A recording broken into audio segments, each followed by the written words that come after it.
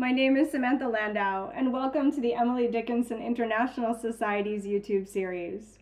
In today's video, I'm going to talk about a topic that's on all of our minds this close to Halloween: haunted houses in the Gothic in Emily Dickinson's poetry.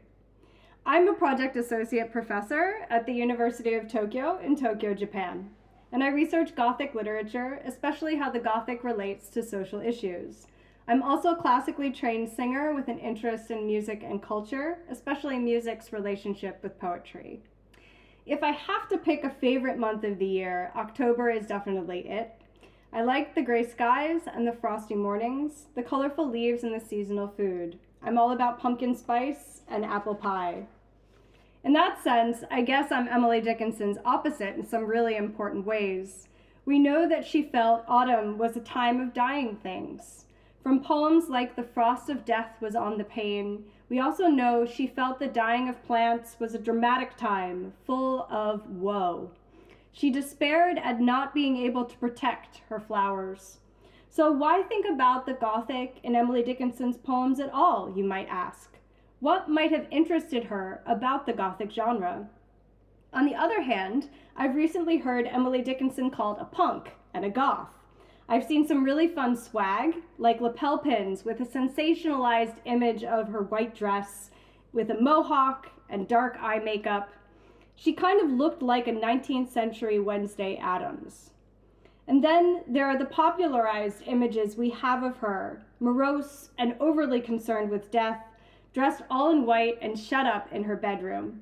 As a kid reading her poems in English class, I often wondered whether she, like Mary Shelley, spent a lot of time in graveyards, or perhaps she even carried around the body part of a deceased loved one, like Mary did.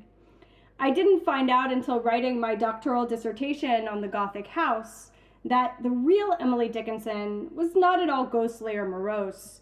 In fact, she wrote a great many poems about spring, summer, and the natural world that contrast greatly with the idea that she was obsessed with death.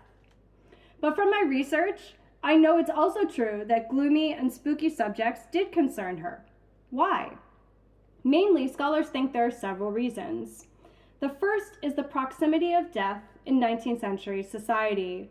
Without modern medicine and the deep scientific understanding of disease, the presence of death was felt more closely. Rituals surrounding the dead were also more familiar. In addition, both of the houses she lived in were located very close to graveyards.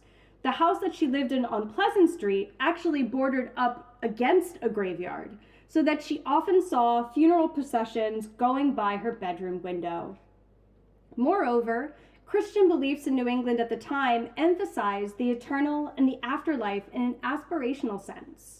Congregationalists like Emily and her family should be concerned with what happens after we die. Dickinson was also very interested in nature, in which death is a natural process. Life cycles and seasons are prominent themes in her poetry. She also lived through the Civil War, the years of which coincide with her most active period of writing. War is often an inspiration for Gothic horror. Finally, I think she was strongly influenced by reading Gothic literature and poetry, a popular genre of writing in her time period, which I'll talk a little bit about now. What is the Gothic? The Gothic is known as the literature of fear.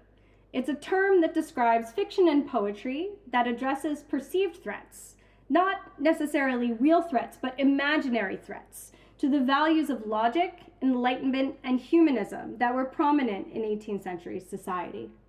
To do so, the Gothic uses the supernatural, human evil, religious and social transgression, and madness or spiritual corruption. It also depends upon an excess of imagination and delusion. So it doesn't require a monster, though there are often monsters or monstrous people in Gothic works. It only requires terror. Because it requires terror, it also means that Gothic texts have a haunted feeling to them. Settings, objects, and characters that were once familiar are made uncanny, horrific, and grotesque by the revelation of secrets or dreams. The Gothic, as I said, was very popular during Emily Dickinson's lifetime, and indeed has had a huge influence in much of American literary canon.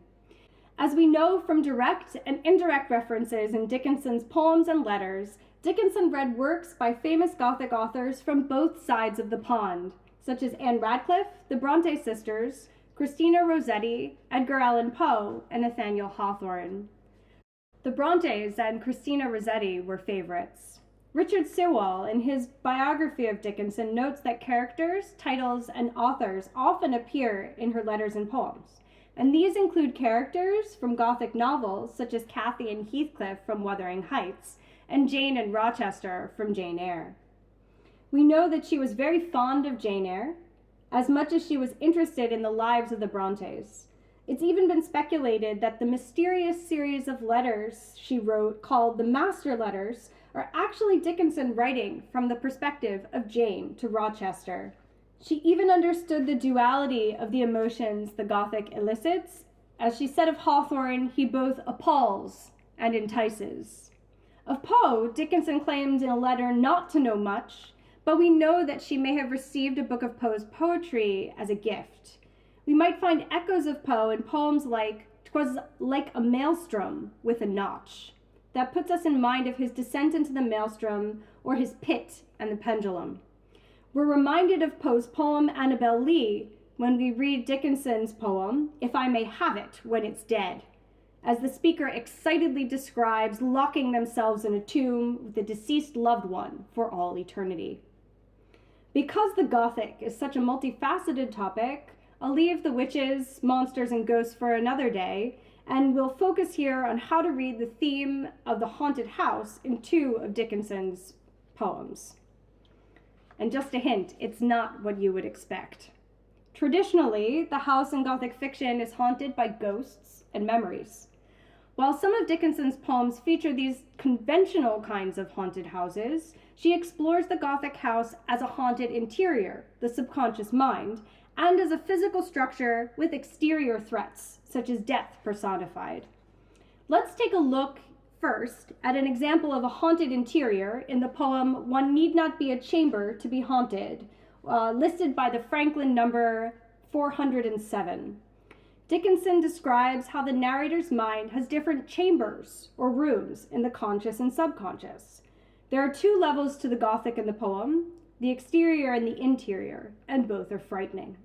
Let me read the poem here. One need not be a chamber to be haunted. One need not be a house. The brain has corridors surpassing material place. Far safer of a midnight meeting, external ghost, than its interior confronting that cooler host.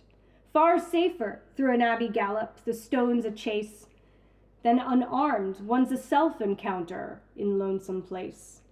Ourself behind ourself concealed should startle most.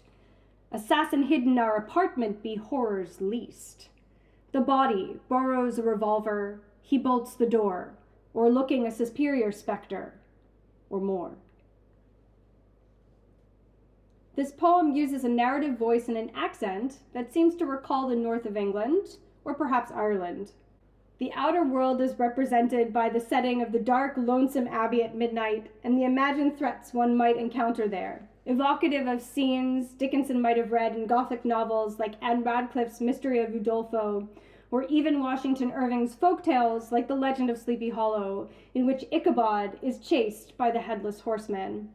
There, she declares, those places are far safer than one's a self-encounter, meaning that facing something within ourselves is scarier than any assassin hid in our apartment. She tells us this, ourself behind ourself concealed, implying that our secrets and memories, fears and desires are more frightening than corporeal threats. Our anxiety becomes our doppelganger, our double, ourself behind ourself. The idea presented here is one of haunting oneself, as if the brain is a chamber and the body a house. The poem touches upon the idea that the imagination creates more fear than any real threat because our imagination is always with us. In an alternative reading, the last stanza replaces the body with the prudent, that it would be smart to metaphorically protect oneself. But even the prudent who bolts the door and arms with a revolver cannot fully conquer this interior intruder. It belongs just as much to the house as the speaker herself. The speaker is at home with her fear because the fear is inside the only home we have. As Dickinson wrote in a letter to her friend Maria Whitney, consciousness is the only home of which we know now. But the haunted house for Dickinson is not just one thing. Like her other imagery, metaphors, and symbols, it's multifaceted. Dickinson also depicts the house as a place invaded by death personified, catching the house in the act of becoming haunted. Dickinson compares death to the coming of winter, to cold images like that of icicles, frost, and snow, which she calls crepe, a kind of cottony fabric. In her poem, It's Coming, the postponeless creature, which is numbered 556 in the Franklin edition, she creates an atmosphere of both the familiarity of death and its otherworldliness. I'll read the poem now. It's coming, the postponeless creature. It gains the block, and now it gains the door, chooses its latch from all the other fastenings, enters with a "you know me, sir," simple salute and certain recognition, bold word enemy, brief word friend, dresses each house in crepe and icicle, and carries one out of it to God. In this poem, death is called a postponeless creature. It's unstoppable and inhuman. A creature with its first letter capitalized, it puts us in mind of Dr. Frankenstein's creature from Mary Shelley's classic Gothic novel. The alliteration and assonance in the first line, the elongated O's and S's, it's coming, the postponeless creature, emphasizes this non-human monstrous quality. That death can enter the house easily, gaining the block, the door, and choosing the latch, emphasizes its inevitability. Death's progress here is easy to visualize. The first stanza's setup reminds us of a modern monster movie wherein the creature or killer comes for the characters as they hide in their homes. It puts me in mind of zombie films or even movies like Scream. Like these more modern interpretations, Dickinson's poem reminds us that our earthly home is impermanent and our everyday existence is haunted by the possibility of death coming for us to carry us out to God. Death enters the house, telling the inhabitants that we already know him, and we are told this greeting is met with certain recognition. There is a familiarity about death and about the way it invades the home, and in a sense invades us. Just as Dickinson discusses our consciousness as the only home we know, in one need not be a chamber to be haunted, this poem considers death an entity that we all must let in sometimes. It haunts the landscape of our homes, entering and exiting, whether we consider it enemy or friend. While I do think Emily Dickinson's favorite months are when green things grow and flowers blossom, as I've explained briefly in this video, she also seems to find the Gothic a useful and thrilling motif in her poems. As we draw closer to winter and pull the blankets close around us, I'll be pondering Dickinson's Gothic poetry more often, probably with a cup of hot cocoa.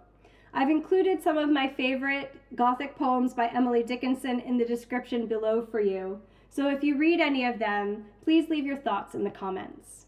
Thanks for watching. And if you enjoyed this video, please click subscribe and follow the Emily Dickinson International YouTube channel for more content like this. You can also follow our social media, and if you'd like to know more about joining the Emily Dickinson Society, you can visit our website. Please check the description below for more details.